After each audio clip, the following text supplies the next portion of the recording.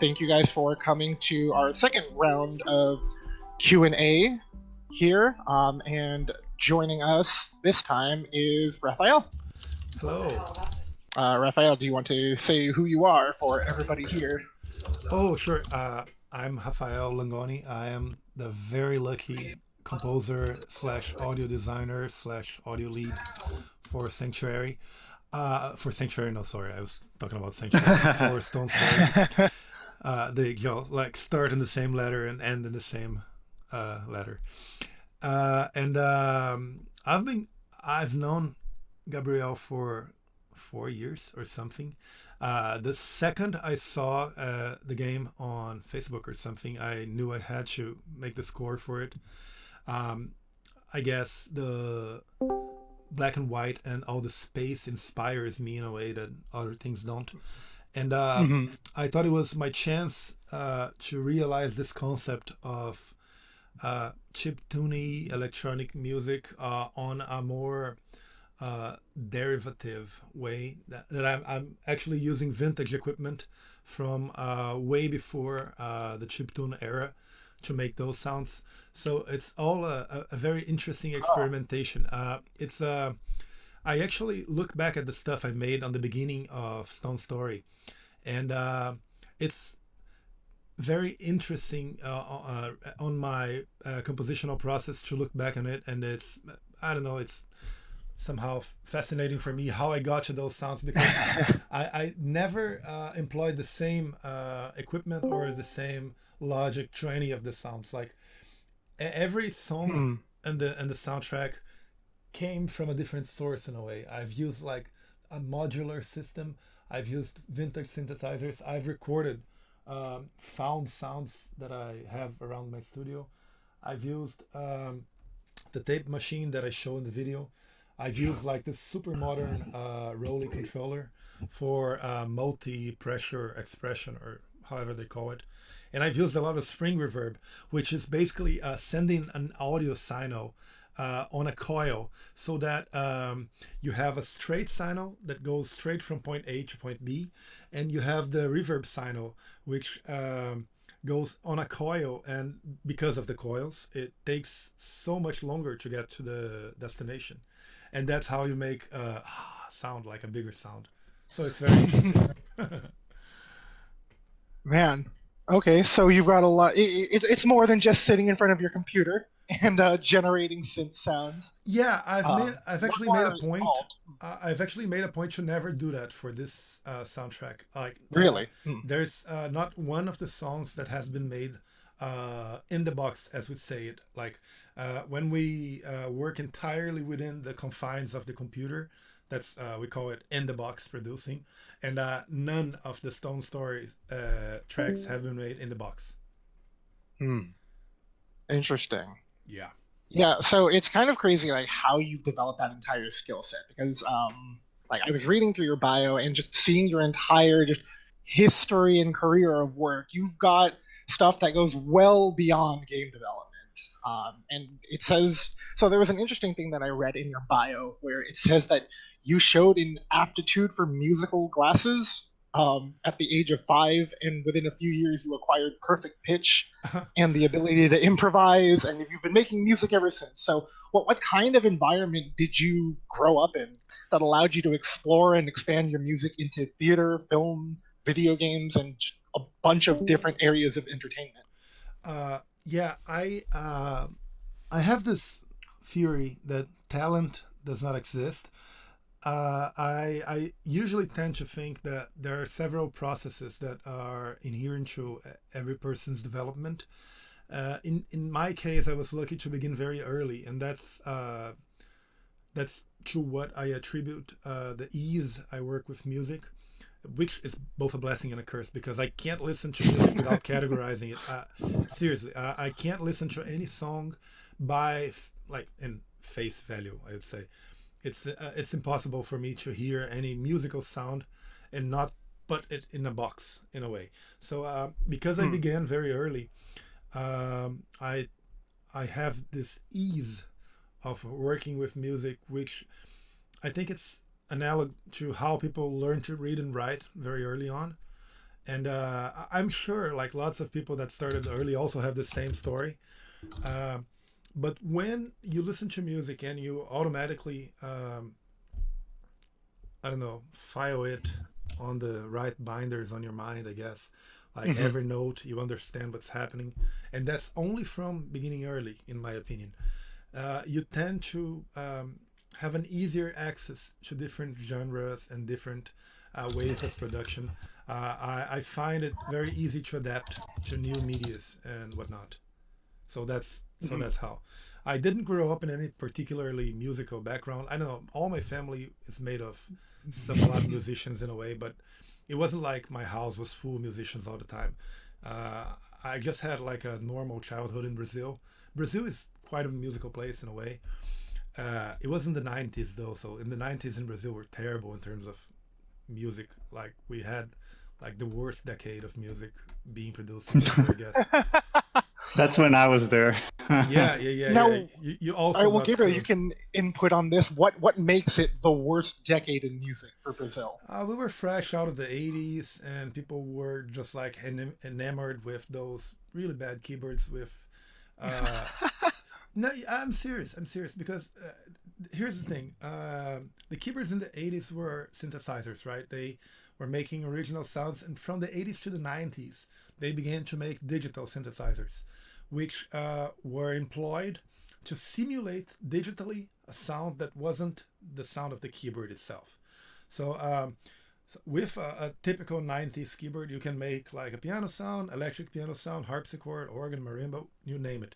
It has everything. Like it has general media. We call it like it has from 1 to 127, all the sounds that you can imagine on those numbers. And that fostered a generation of musicians which that grew up with the simulations, and that includes myself actually. Like I never knew what it was like to play a B4 organ before I was, I don't know, 16 years old, and before that I was playing with the simulation all my life. So Hmm. I think, well, that's one of the reasons. I wouldn't say it's the reason, but on my side, it's what I'm mostly pissed about. Like in the world, lots of good things happened in the 90s, but in Brazil, it was pretty rough.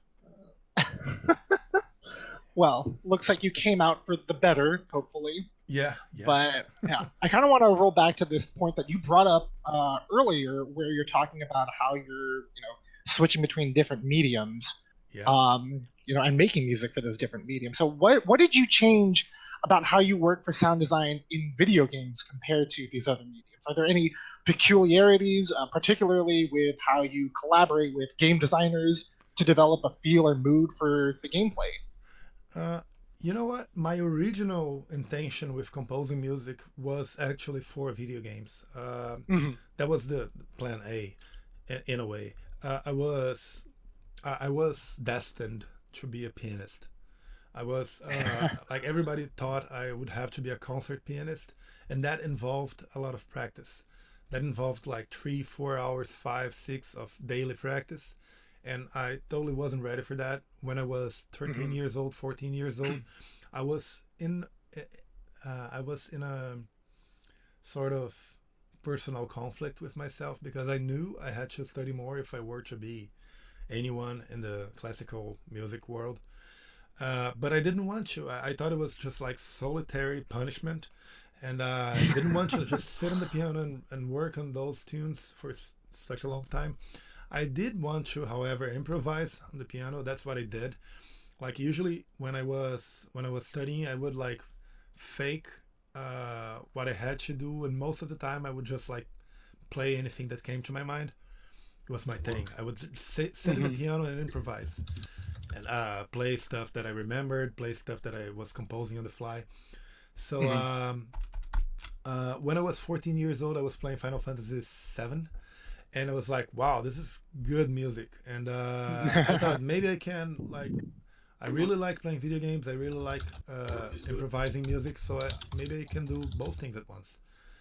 And that's where the idea came from. So from that point, I had a band at the time, and I bought this first audio interface, and I went on a forum. I was very naive at this point, and I made this post like, "Hey, is anybody looking for music? I can do music. I can record." And I got a job on the first day. I actually got Really? a Oh, paid wow. gig on day one, and the guy was like, "Oh yeah, at least it doesn't sound like MIDI," because Nice. I had some basic software at the Mhm, point. mhm. I was 15 years old, maybe 16 at the time. I made actually some pretty decent music. I still have it. I still use it to make my students feel bad. That's also something I do.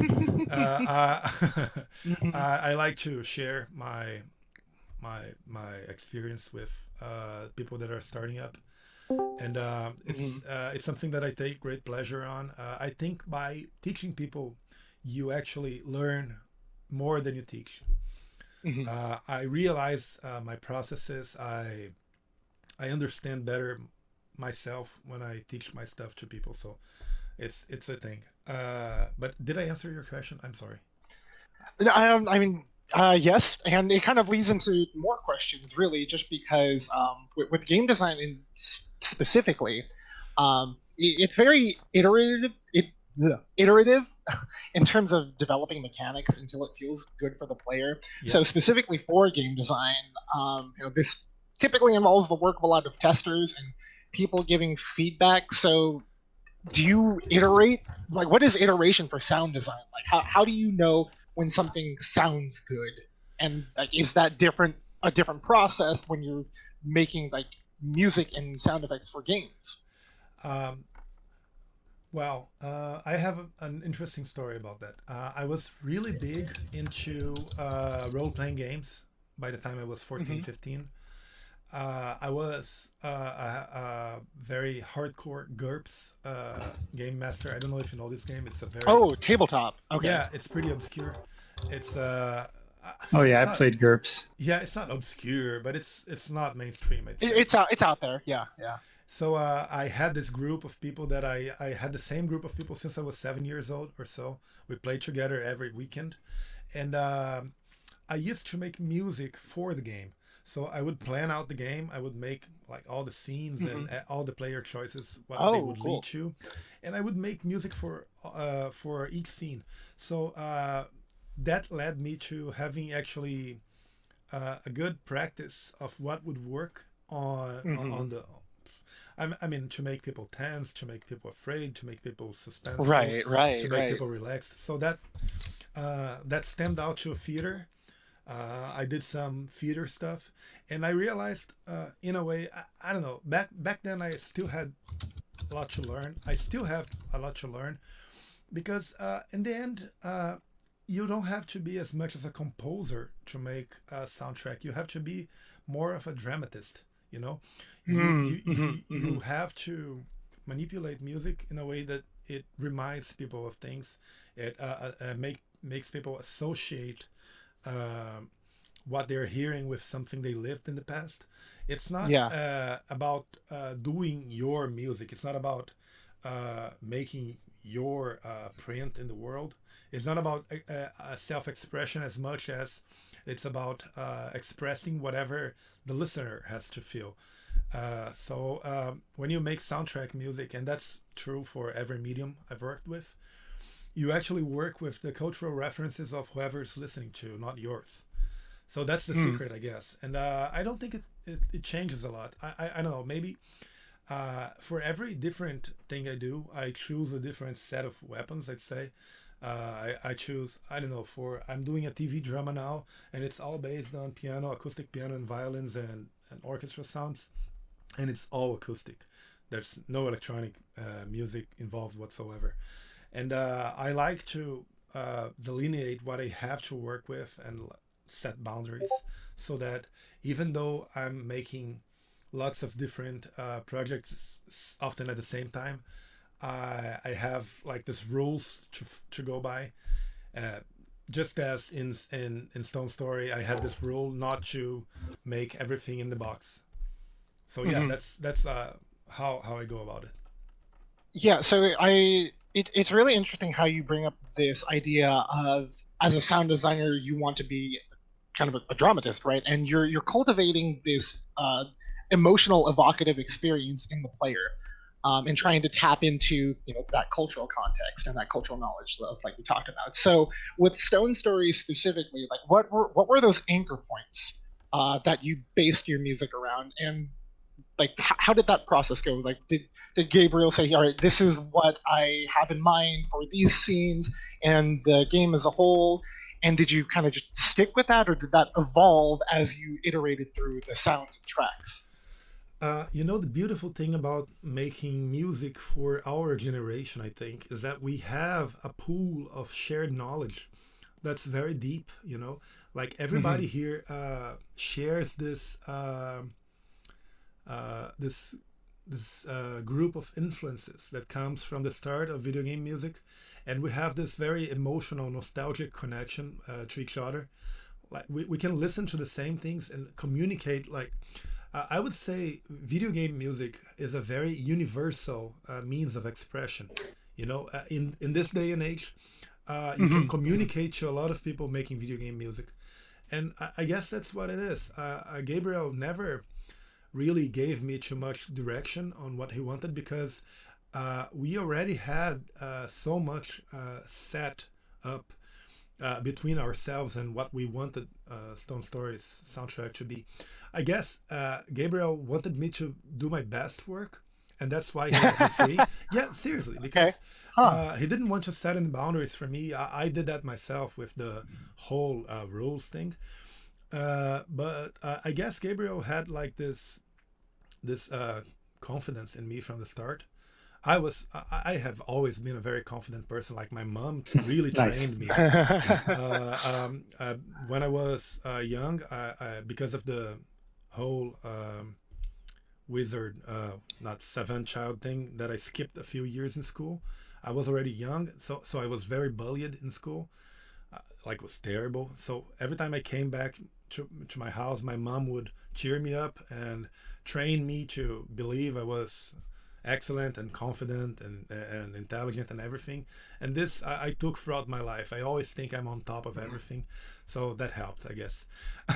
But Gabriel really trusted me from the start, and I I set out to to do the best I could, and I really allowed myself to dig Hmm. deep and be experimental in some stuff. I was, I guess, the different thing about Stone Story's soundtrack is that I didn't really hold any punches, because I was so confident on the type of people that would play the game, that I know what I can do, I know what I can pull out, and I know how I can be bold without breaking any boundaries. I think composing music is somewhat like playing a game against the people that is listening to the music you're writing, and that's also something I tell my students all the time. You're Yeah, that's true for a lot of creative process, like writing a story or also the gameplay interaction. You have to imagine how the listener is going to, have to put yourself in the place of the listener and imagine what they're going to think. Yeah, it's all based on expectations. Like when you write music and the music is very easy to understand, when the music is very referential, when the music is easy to apprehend, it's like you're losing the game. You're letting the listener win because the music is so easy to get, and the people gets it, and the person is on a superior position to you as a listener and the composer. Now, when you up the bar, you make it not so easy to understand.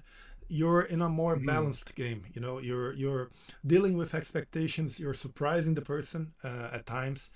You're presenting new stuff, and that's the whole thing for me. You can play with this losing by like this near loss, this near win, the situation where you're in an equal footing with the listener. And the thing with Stone Story, I guess, so now I just got to the point, is that I'm very confident about my shared cultural background with my listeners in this situation, Hmm. that I can really explore this language that I have from all the games that I played all my life, and I'm pretty sure that everybody that listens to the soundtrack will understand everything that I did, and it won't be easy for them. It will be it's a challenging soundtrack, you know. It's the whole of Stone Story music is music that would feel at home at a concert hall, I guess, if it Hmm. were arranged for orchestra. And that's the thing that I do when I write video game music. I've actually, in more than one occasion, arranged my video game pieces for orchestra. And there is one orchestra that to this date still plays one of my video game pieces on their Oh, concerts. cool. And that's one of the coolest things that's always happened. Nice. Hmm. So yeah, I guess it's all I about could make this. some comments about the process, which Kyle asked a little bit earlier. Sure, sure. Sure. We had a few steps that we used. The first thing we did was I took your score from Sanctuary RPG, if you remember that, and we used it as a placeholder Yeah. in the very beginning, like in the alpha. And that sort of set the mood for the locations Yep. to a certain extent. But then you went much further and changed the style a lot from that. And then the next point where I would say that I influenced was that Rafael would send me these tracks, and for a specific location, like he's like, "Hey, try this at the Rocky Plateau," and I'm Hmm. like, I don't like that on the Rocky Plateau. Can we try that in the Caves of Fear? And I would put that in the Caves of Fear and send him the build, Oh. and we would Hmm. we did that a little bit. Ultimately, it's still his decision about Hmm. where the tracks go, Hmm. but that is a way where in some cases he would send me a track and I'm like, I just don't like it in this place, but it's perfect for this other place in the game, that we don't have a track yet. Yeah. So I would Uh, shift it Ga- around a little bit. Gabriel is very generous. He's one of the best people I've worked with to this date in terms of openness and creativity. I, I'm I'm really like artistically happy with this project, how it turned out, and I actually did this thing. We were nearing the final phases of the game, and I had suggested this to Gabriel before. The whole thing with the game, the each stage of the game having 7 different incarnations, right? And Hmm. I was like, "Hey, Gabriel, we should do a different track for each of the possible ways the player can enter a stage." And Gabriel was like, "Maybe that's too much." And the more that I looked at this, I knew that I had to do it, and Yeah. it was a pretty big undertaking. I had no idea it was going to be that hard Hmm. because the original tracks were really realized, and there wasn't much to take or to put in. They were like really a full package, I'd say. And it wasn't as Hmm. easy as I thought it was going to be because I thought initially, well, I'll just take out some instruments, put in some instruments, and it's going to work out. And it totally wasn't that. Like I had to basically uh, multiply the soundtrack times 5 or times 6. It was Hmm. pretty intense, like those last months of development. But luckily, Gabriel bought the idea and let me do what I wanted to do, and I'm pretty Well, happy let me with. explain to the people who are listening as well what you're talking about. I'm sorry. So when you start a new level in the game, a new location, it starts at difficulty 0, and each time you beat a location, it gets harder and gains a star. Yeah. And what Rafael wanted to do was change the music. Each time a location gets harder, the music gets more complex. And I'm thinking that's crazy because I mean, it is. yeah, because there's just too many. We have 8 levels in the game, and each one has 11 difficulties. And I'm like, that's weird. First of all, it's gonna bloat the install size. Yeah. I remember with Sanctuary RPG, people were complaining about how is this ASCII game 600 megabytes?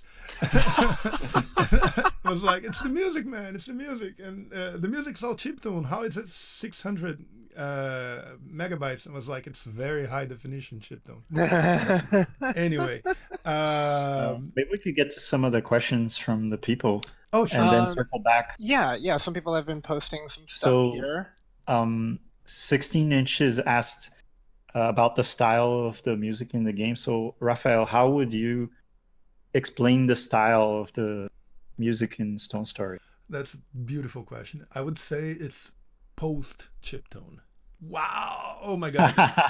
In a way, it's like Post chip yeah, tune. yeah. It's post chiptune. It's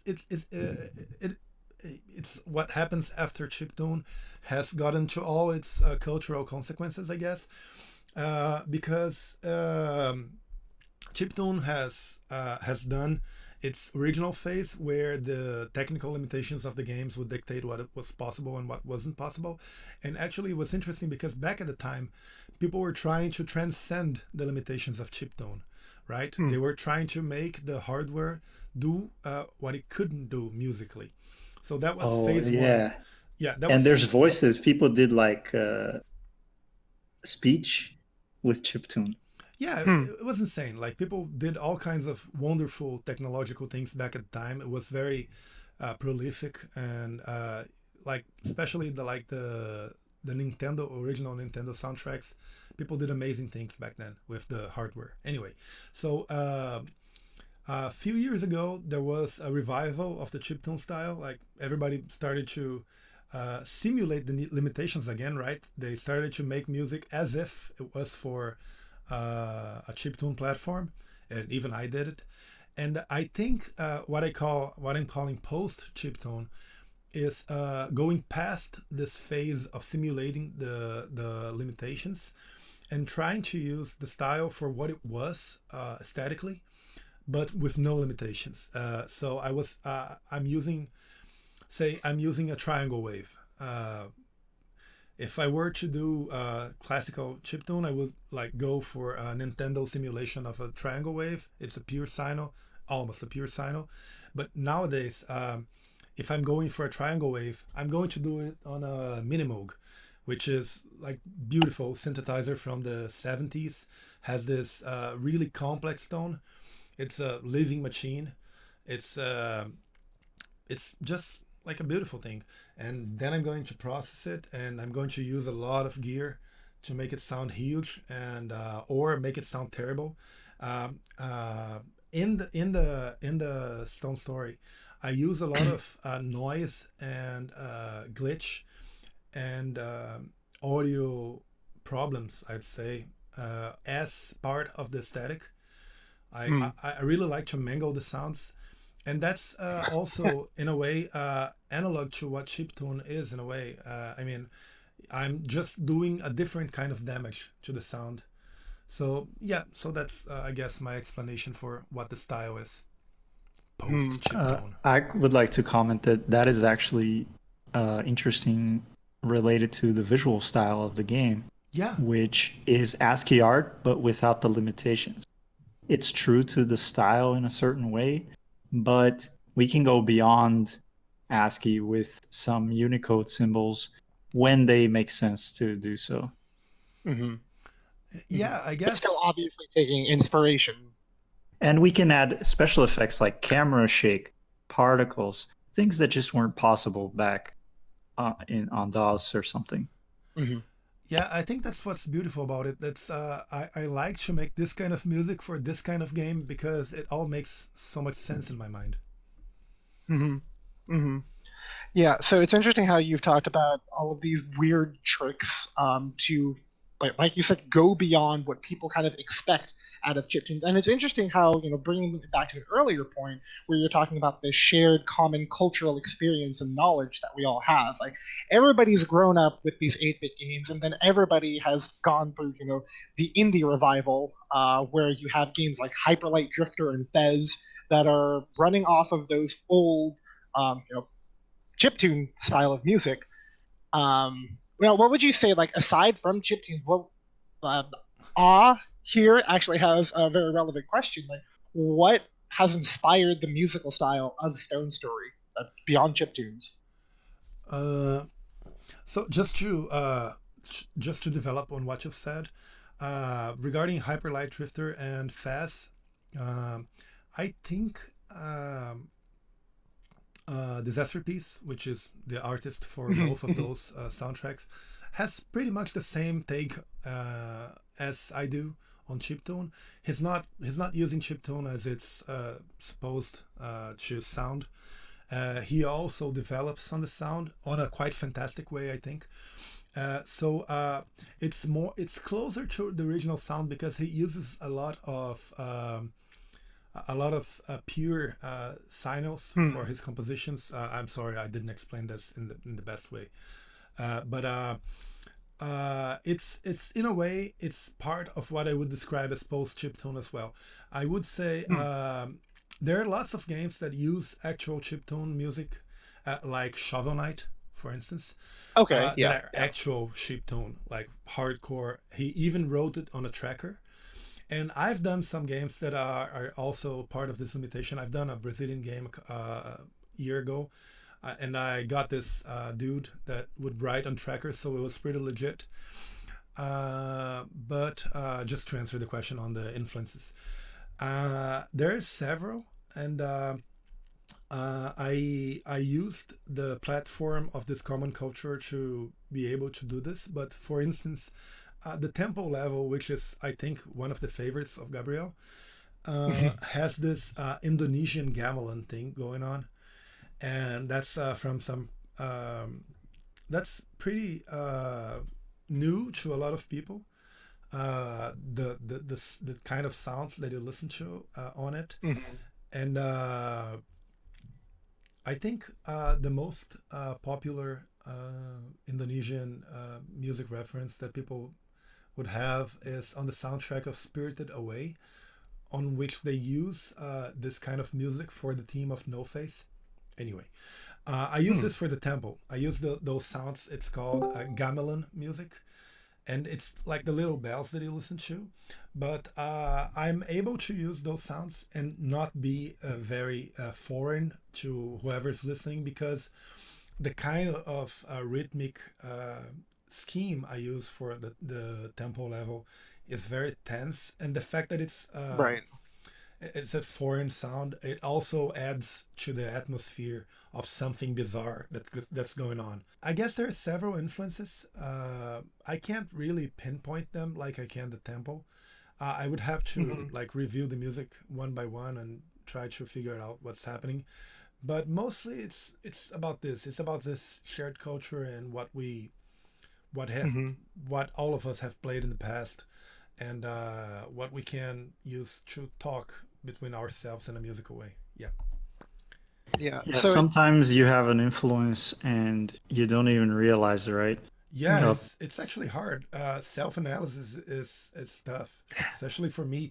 I tend to compose in a very free form way. I let myself do what's instinctive. So it takes a lot of thought to source where the inspiration came from. Actually, usually. Hmm. Hmm. And especially with such a like a philosophy going into it of having this or tapping into this shared cultural knowledge, and tapping into all of those different styles, and emotions that come along with them.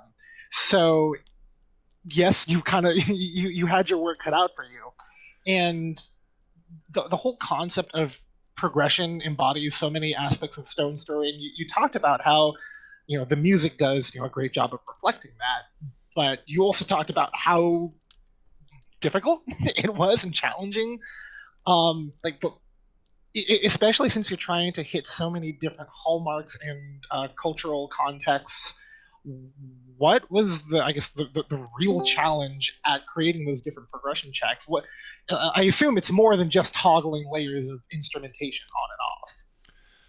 Yeah, mostly about the progression was that most of the songs at that point were already done, and it was very hard for me to mess with them because I have this thing where when I abandon a song, when I consider it done, it acquires sort of an aura of unchangeability for me. Uh, Especially those tracks for Stone Story, which were made with equipment that I had set up in a specific way, and once it was recorded, I couldn't replicate that sound anymore. Never. I still Hmm. can't. So I actually had to redo some of the stuff to like to simulate what I did before a couple of years ago because I didn't know what it was. I didn't know how the if I show a picture of my modular system, you would understand because it's like a telephone central, lots of jacks and lots of cables you can connect stuff to, Mhm. so you never know what's going on really. So Yeah, we posted a video. Is it the making of video we posted a few months ago? yeah, that was quite simple. The thing with most of the older tracks is that I used a very convoluted system to make them, like just cables going on and off and of several different equipment. Mhm. Quite chaotic process anyway. But that was the hard part because I had to redo stuff, and my usual way of handling large volumes of work, which is throwing assistance at them, didn't work. I had one of my assistants try to help me arranging the songs, and because it was such a personal process for me, because it was such a like a complex uptaking, and Right. I I could use like 5% of what he did, I guess, and I'll have to credit him for arranging, but really, and it's not his fault because Yeah, his it's just the excellent, nature of the work. but it's the nature of the work. Yeah, it was Yeah, very very yeah. very very specific, and I don't think you can ever find something that sounds just like Stone Story around because it was made in a very unique way. Hmm. Now that does tie into Ace Shadow's question, where he asked if if the soundtrack of Stone Story reminds you of any other game, or I guess which game would be the closest. I guess it would be Sanctuary, but just because I think this is a thing that I'm perfecting as I go. I think the seeds for Stone Story soundtrack have come for what I did in Sanctuary RPG before, and I think the next game we do together, if it's an ASCII game, will be even better. But I can't really tie it to something else, and I that actually have an idea for you. So bring it. you played Pyramid Builder. Yeah, I did. A lot of people here have, and I want to take Pyramid Builder and do a Steam launch for that, and uh, redo the audio and add more levels and things like that. Make it an actual product. Wow. So just like that, I got a new job. Fantastic. So we can talk about that later. A little bit Fantastic. off topic, but I just wanted to let everyone here know that that's on my. Uh, I'm very happy to work with you, Gabriel. Like really, I think you're really talented, and I would take on any job you threw my way, without thinking. Really, there's I think as a composer, one of the most valuable assets we have in our life is people with whom to express our art, because when you make soundtrack you need to have the thing for which you're making the soundtrack. If you're not doing concert music and if you're not working with pop music, which I do both, but I concentrate on soundtrack, you need people like Gabriel to make your stuff go wide.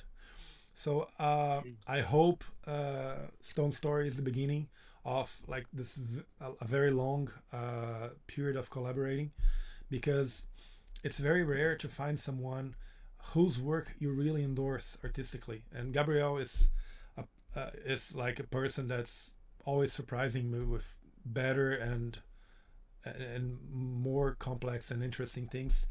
So yeah, I'm very happy to do Pyramid Builder.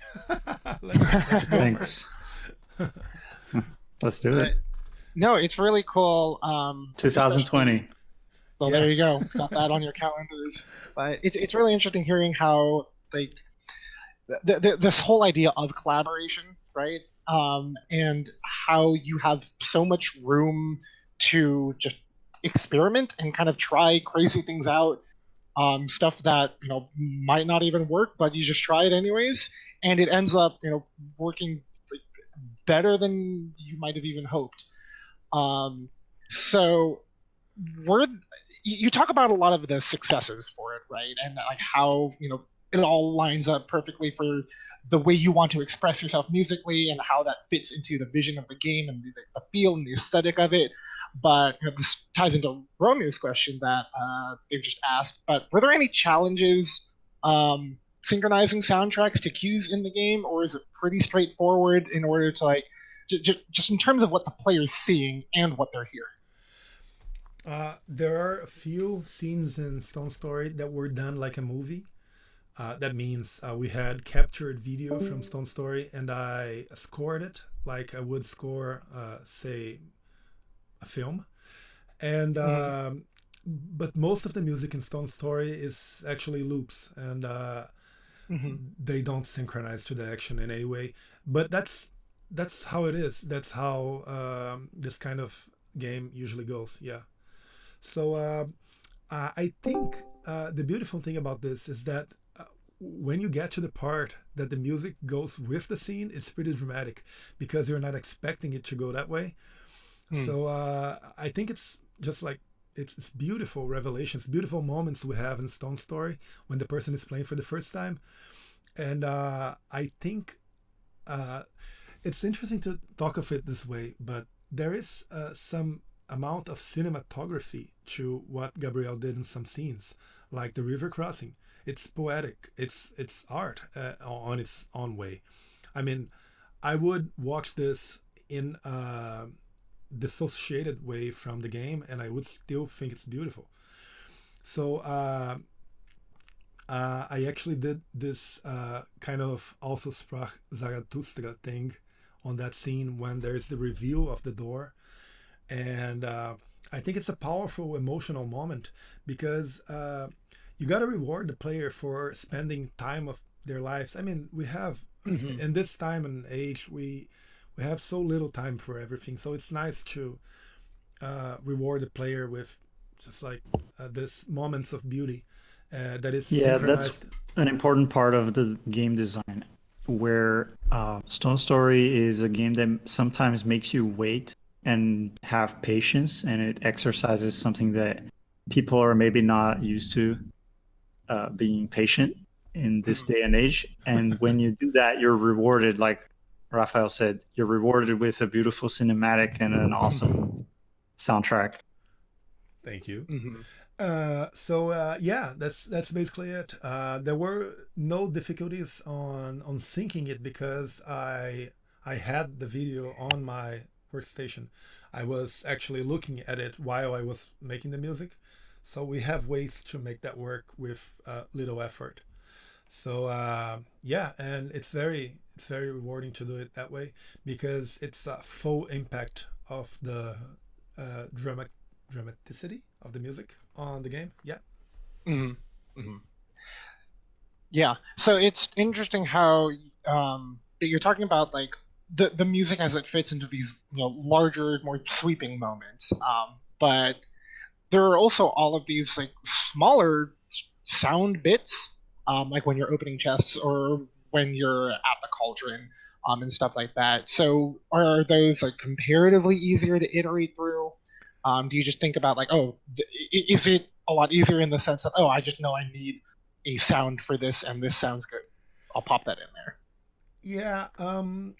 So the thing with Stone Story is that right at the beginning, Gabriel and I discussed what would be the sound design for Stone Story, and we came to the conclusion that the characters depicted were living in a sort of naturalistic world. So we knew that we wanted a sort of realistic sound design in a way that like the wind would sound like the wind, the grass would sound like Mm. the grass, and things hitting things would sound like things hitting things. So that's a part of Stone Story's audio direction that was discussed, and basically it's mostly realistic stuff with this veneer of fantasy added on, and there is some synthesized sounds going on top of the realistic stuff. There's quite a lot of reverb, and it, it's just to like really simulate this environment. Right. We did a lot of soundscapes as well. On the stages, there is music, but there's also like this underlying bed of sound that represents the natural world around the character. So Hmm. that was pretty intentional. Yeah. Yeah. Yeah, you talk about the whole natural world and elements of nature and sounds like that. And one of the ones that immediately pops to mind is when you're at the waterfall. And it does sound like rushing water. Now, is in order to get that specific, because it's a very specific sound, right? It's, water tumbling over rocks as it falls down in cascades. And is that something like you have in, I assume you didn't go out and record an actual waterfall. So like, is it, do you have like already like a general ballpark of how you get that sound and it's just a matter of specifying more and more and honing in towards it? Or how is that process for creating those specific effects? It's interesting that you mentioned the waterfall because it's it's such an interesting experience to see some ASCII characters falling down and listening to the sound of water. Right? It's Hmm. it's uh, it's a nice thing you can play with your brain and playing with yourself because you look at a very unreal scene, like because you can't like fool yourself to make that believe like that's the natural scene, but you listen to it as if it was. So I guess that's part of the charm. Like then Gabriel has this he had this idea from the start, and it was right. And because I did consider making the sound effects and the sound design all synthesized, all Unreal, like all manufactured. Hmm. But we had this from the start that it was going to be realistic. And just to answer your question, I did not go with a microphone in hand to a waterfall. We can purchase those sound packs, and they have those construction kits. You add up a lot of sounds, and you end up with what you want to end up. So it's pretty practical in that sense. What I wanted to add to the question to this topic is that my original direction was that with the ASCII art, I want to represent what's in people's subconscious, how the mind deconstructs what it sees, and sort of a cartoon expression of the world. And the role of audio is to add the realism that the visual doesn't deliver. So, like Rai Borga just said, it's a juxtaposition, which is really important. What I think I told you specifically was that when the sword hits an enemy, the audio needs to communicate what material the sword is made of, Yep. because you can't show that there's no texture on the sword. Visually, you can't tell. Hmm.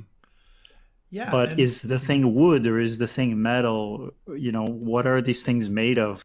And when the chest bounces on the ground, you can hear what's inside the chest. yeah, it's pretty fantastic because part of what makes Stone Story interesting is that you're actually accumulating resources and you're thinking about having wood and having stone and having tar, and it's all stuff that you can't really see in the game. It's all represented by characters, right? So I guess that's it. You're always looking at the game and forcing yourself to think of reality within the game that is realistic and naturalistic. But yeah, that's why we made the sound design as it was. It's a it's a departure from what it looks like. Hmm. Hmm. Yeah, I think one of the ones that comes to mind is the crossbow. Like you can hear the twang of the string as like the bolt is firing, but Yeah, all you're seeing on screen is just a line coming out.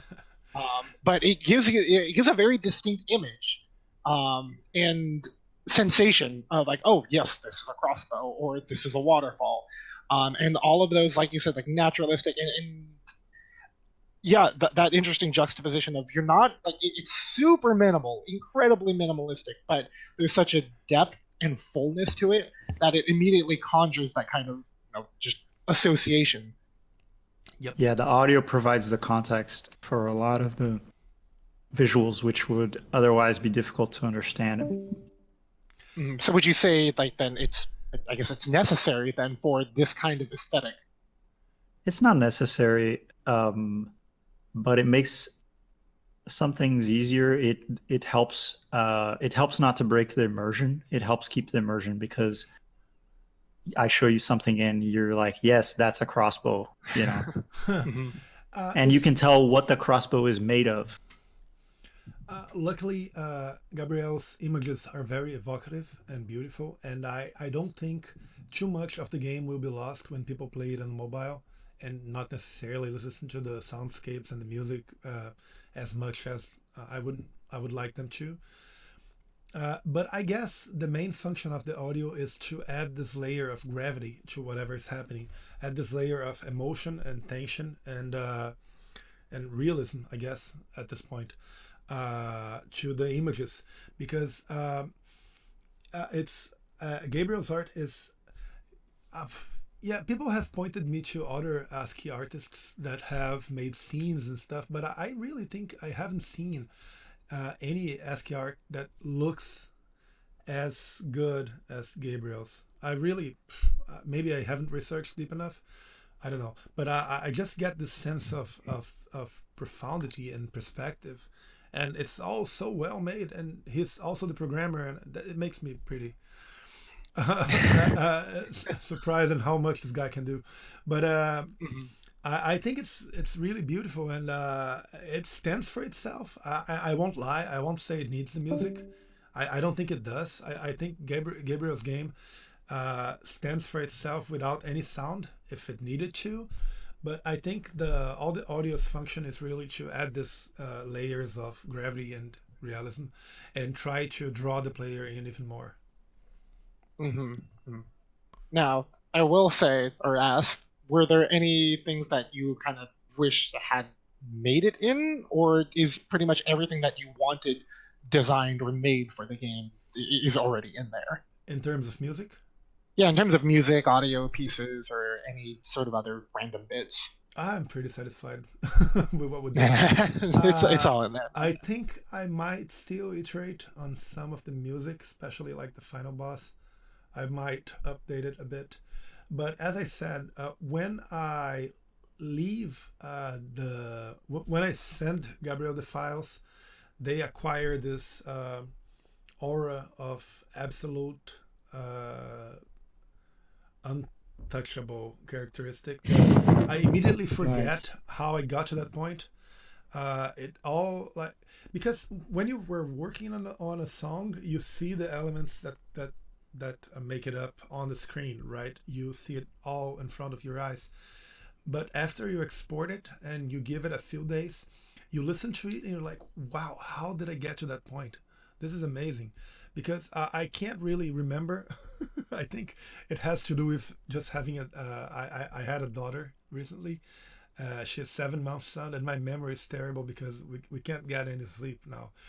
So I guess I'm forgetting how I'm getting to the point that I'm getting to, and I'm constantly surprised with the music. I'm like, wow, how did I make that? So yeah, that's why I'm pretty like confident with the soundtrack. I'm pretty happy with where we got. I guess the final boss still needs a bit of touch up, but I'm pretty happy with the soundtrack as it is now. Cool. Yeah, and it's funny to I don't know. I think it's still just funny to hear that like you kind of stumble into like amazing music and you're not sure how you got there. I wasn't meaning to like just tout my own horn, but it's not in a way Mhm. that oh I'm so incredible I made this amazing piece. Right, right, right, It's more right. in a way that how did I what was the thought process that led to Hmm. this result? Hmm. More of like that way. I'm sorry if I came across as how oh my god No, I'm no, so no. I think amazing. No, we've got a very clear, especially from like how you describe the process on your end. It's just so involved, and there are so many moving parts that you can't exactly keep static Yeah, and have on hand a reference. yeah, yeah, exactly. The thing that I do for the music is that all the parts of it interact with each other in a way, like they're all distorting together or they're all modulating together. So it's never like an accumulation of parts.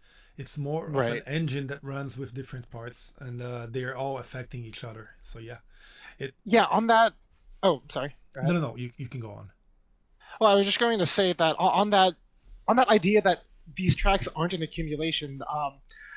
It was interesting for me to see that kind of exemplified in the progression tracks. In like for instance, the temple, right? I the other day I went through each of the tiers of difficulty and the associated tracks, so from 0 to all the way to 5 stars, and it really struck me how it wasn't just like, oh, here we're gonna add like um, a drum beat and we're gonna add some bells going on.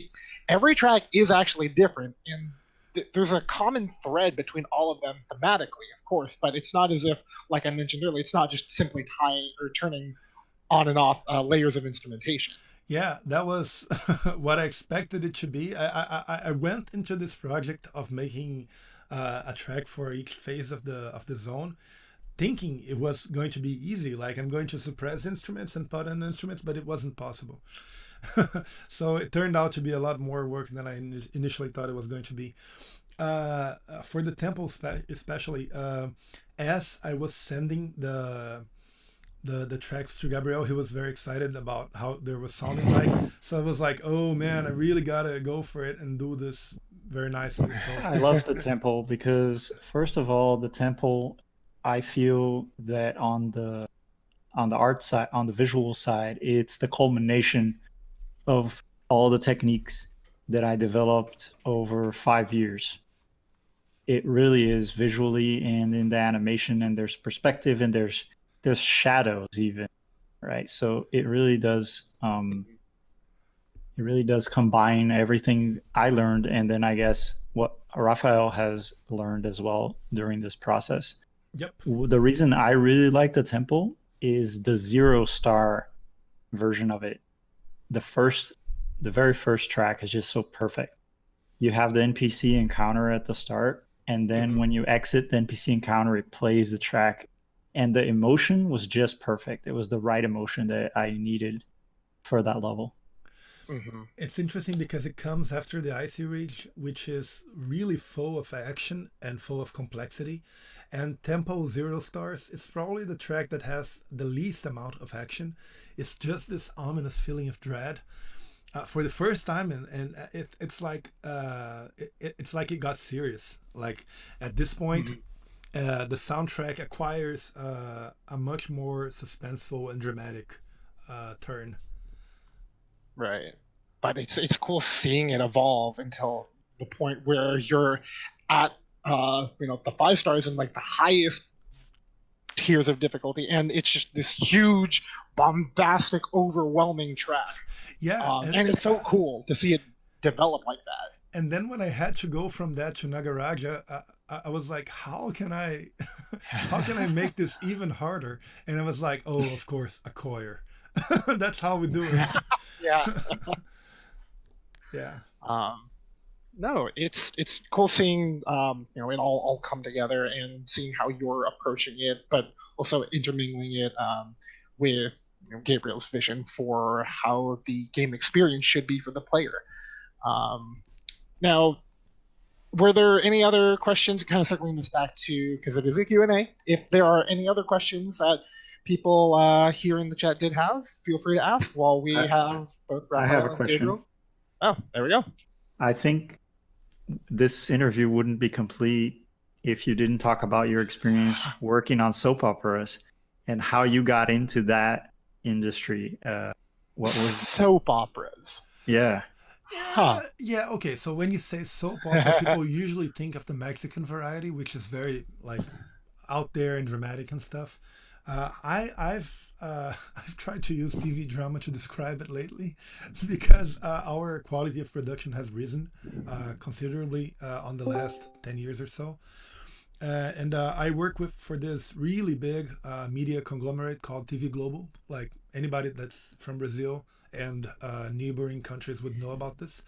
And Or in Russia. or in Russia, or like in many parts of Europe where our stuff is pretty famous. And it's actually the second largest in terms of reach and size, and I think it's the largest in terms of audience. I think so. Like we get 100 million unique viewers a day. Not unique viewers, but we get like a medium reach of 100 million people a day, which is like 99% of Brazil. It's really scary, like the reach of Global. And I actually do the main shows. I'm responsible for the music on the night shows, like the primetime shows, and it's pretty crazy, like how much of my stuff is heard every day for by so many people. And I got to this. Uh, did you want me to talk about how I got this gig? Was that it? Yeah, yeah. Tell us how you Sure. started Yep. and what your responsibilities.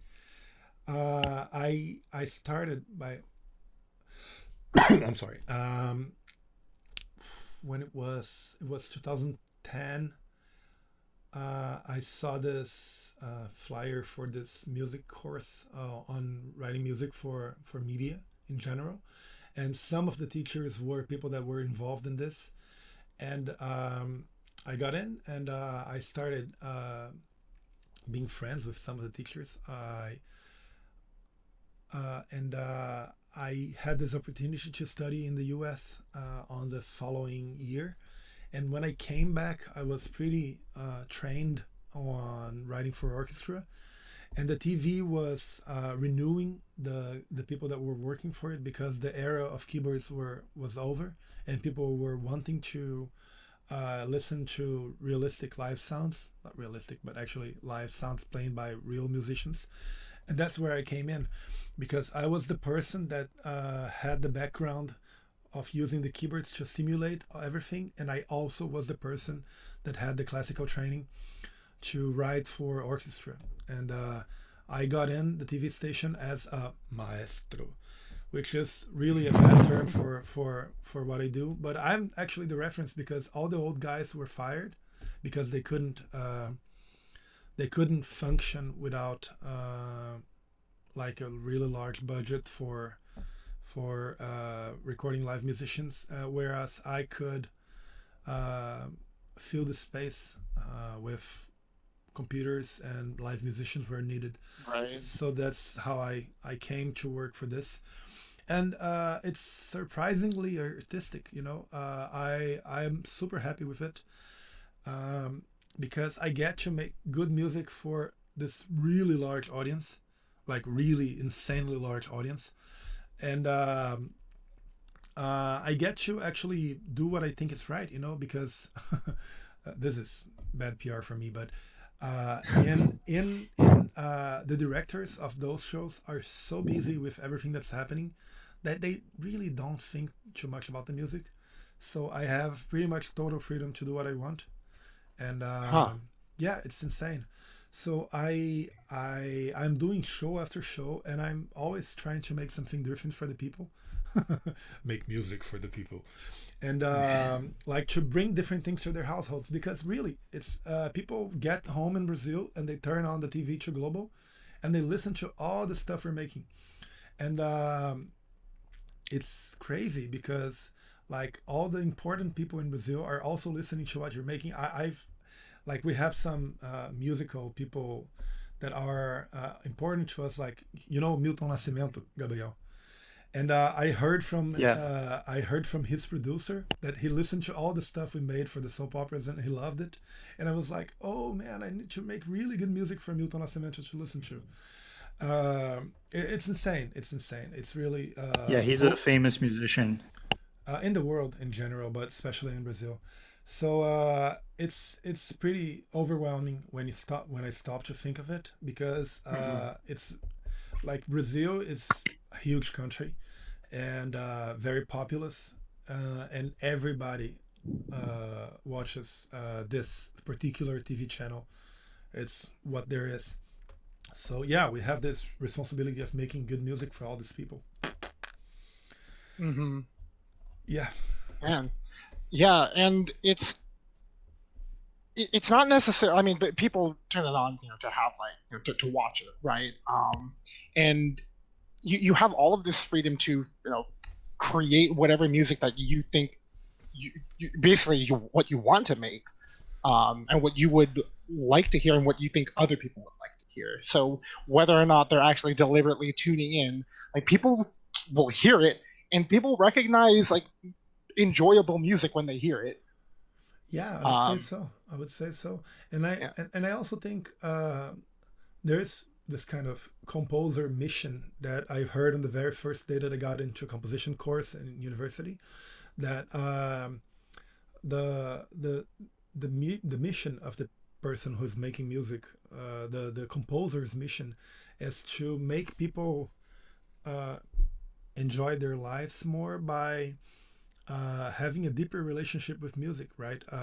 Amplifying the kind of listening that the person can do.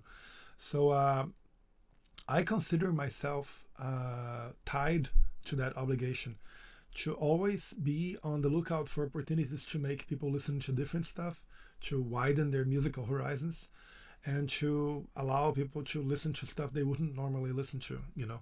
So that's my philosophy when it comes to it. I don't think there's any better way to cap off this interview.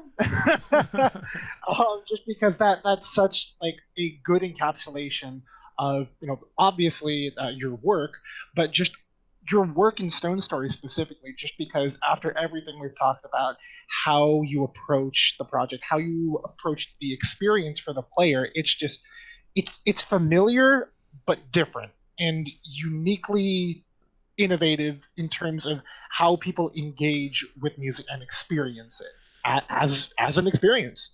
Yeah, it might sound contradictory when I say it this way, that I'm trying to make people listen to new things at the same time I'm tapping into this shared body of knowledge. But it's really like this. It's like everybody that's playing Stone Story, I assume, will have part of the culture that I have, and Gabriel has, and you have, and everybody has. That Mm-hmm.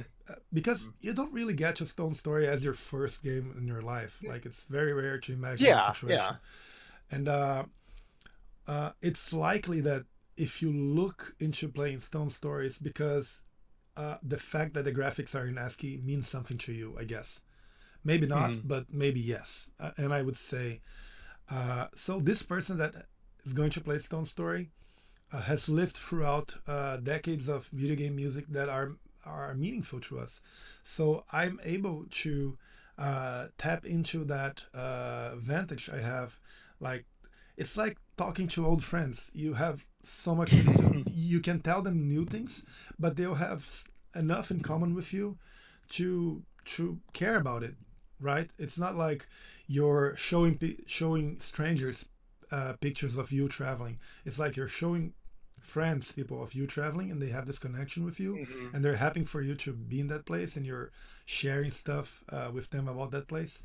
So yeah, I guess music is not the universal language, but it's in when it comes to games, because of the way it was, because of the way game music turned out to be, we have a pretty universal language among ourselves and ways of communicating feelings and thoughts. So it's just beautiful to be able to be verbose in that language, Mm-hmm. and yeah, bring new things. Yep. Can I ask one last thing? Um, when you started, you mentioned that you had this idea to make music for games very early. Was there a particular game that was your favorite that inspired you to do that? Yeah, it was Final Fantasy VII, uh, which I still think has wonderful music. I think up to Final Fantasy X was Nobuo's best work, and it's interesting because if I listen to it nowadays, it's such a part of my childhood that I tend to consider it sort of passé in a way. And I'm always debating how the Japanese people have like this free card of doing kitsch music, passé music with propriety. It's like they're allowed to be 10, 20 years in the past and they do it so well. And I guess that's how I got into it. I have like really big respect for those composers. I think they determined the language of what would be video game music in terms of drama, right? Because role playing games were the first to explore in games things like sadness and large overarching storyline. So so that Yeah, was especially the Japanese. so it was Final Fantasy VII that gave me this idea. I really enjoyed the music. I would play it all on the piano. I still can, like sit at the piano and play all the music from Final Fantasy VII, from top to bottom. So that's why, yeah. Mhm. So that's where you're getting your emotional uh, experience out of, and tapping into that for your own, Yeah, cultural background and history for it. yeah, And you're hopefully, uh, going to do that for people who play Stone Story. I guess. And if I'm not doing it right, just like shoot me a message and I'll try to make it better. Well, if there were any more questions from people here, uh, give it a No, few I think seconds to that's it. see. I think that's it. Well, Rafael, thank you so much for giving like an extremely in-depth and comprehensive overview of your process, your thoughts on music, your background, and just everything that you have to bring to the table musically. Thank you for listening. I'm very happy to be able to be a part of this. All right. Well, if that is it, I think we will be heading off the Thanks Q&A everyone here. for Thank joining. you. Yeah, thank you Thanks, everybody Kyle. for joining. Talk to you later, Rafael. Talk to you later, and thanks everybody for listening to my ramblings on music and life. It was fun rambling. All right. All right. Good night to anyone, everyone. All right. All right. See you guys later. Thanks again for everybody coming.